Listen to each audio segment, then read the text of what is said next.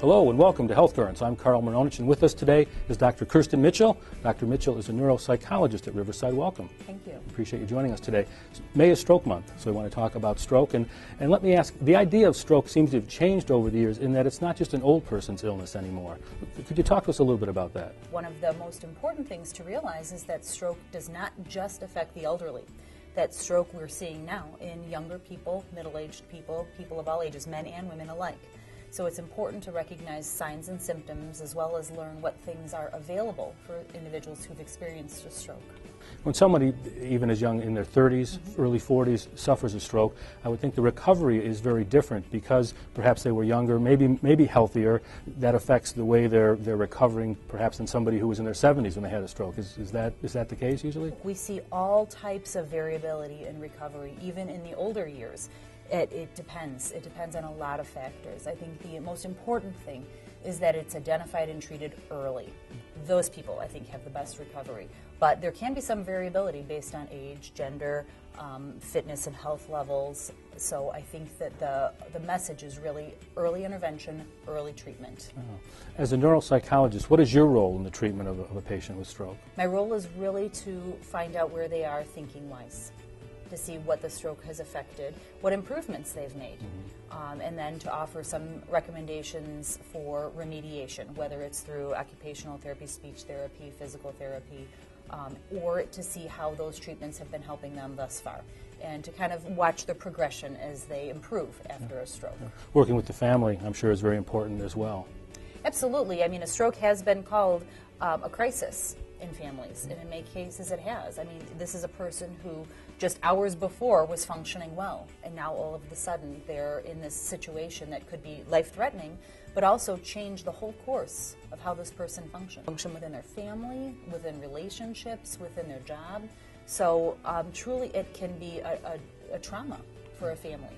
So providing them with not only education, but also support, and just a familiar face that they can talk to, ask questions of, that can be both candid with them, but also very supportive of them through the process. Before I ask you our last question, we're going to take a little break and go over to Judy for a HealthCurrents update. As Dr. Mitchell mentioned, stroke is the 4th leading cause of death and the leading cause of adult disability in the United States. There are signs and symptoms that you can look for in someone who is having a stroke. If you act fast, you could save a life. And FAST stands for face. Is the face uneven? Arm, do the arms droop down? Speech, is the speech slurred or unrecognizable? And of course, time. If you recognize any of these symptoms, call 911. May is also Mental Health Month.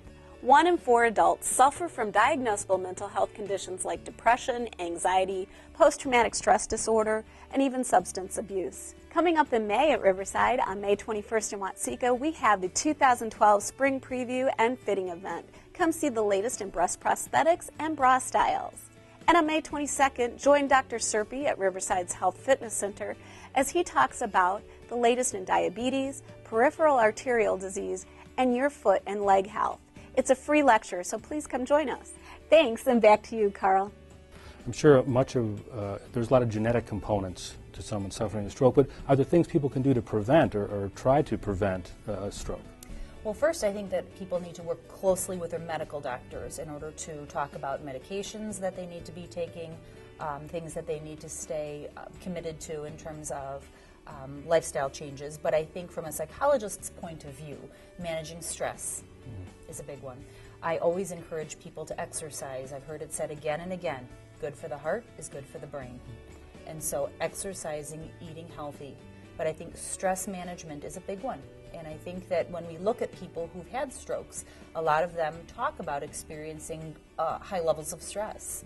And so managing stress through relaxation, through the use of exercise, and sometimes through the use of counseling can really be important for people. Very good. Dr. Mitchell, thank you so much for joining us. Thank you. We appreciate you being here. May being Stroke Month, we wanted to make sure we got some good stroke information out there. We appreciate you being with us. And thank you for joining us, and remember to stay healthy, stay current, and stay tuned to HealthCurrents from Riverside Medical Center.